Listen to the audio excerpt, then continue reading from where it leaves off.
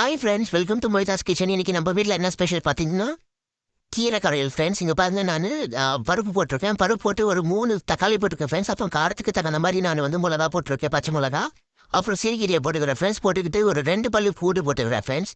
பூண்டு போட்டுட்டுக்கப்புறம் எனக்கு வந்து கொஞ்சோண்டு சீரகம் வேணும். ஸோ வந்து நான் இந்த ஒரு டேபிள் ஸ்பூனுக்கு கொஞ்சம் சின்ன அளவு வந்து சீரகம் வந்து நான் போட்டுக்கிறேன் ஃப்ரெண்ட்ஸ். பாருங்கள், சீரகம் போட்டேன் நான்.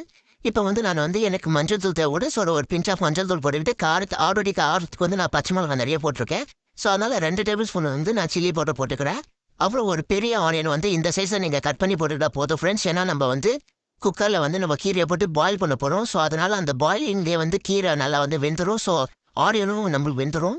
ஸோ வந்து புளிப்பு நான் கொஞ்சோண்டு போட்டு தண்ணி போட்டு நல்லா பாயில் பண்ணி எடுத்துக்கிறேன் ஃப்ரெண்ட்ஸ். பாருங்கள், இந்த மாதிரி இருக்கணும் ஃப்ரெண்ட்ஸ். இப்போ நம்ம வந்து கொஞ்சம் உப்பு போட்டுக்கணும். உப்பு போட்டு நல்லா வந்து நம்ம இதை வந்து நல்லா கரையணும் ஃப்ரெண்ட்ஸ். பாருங்கள், எனக்கு ஒரு கன்சிஸ்டன்சி வரும். அது நான் இந்த வீடியோவில் காமிக்கிறேன்.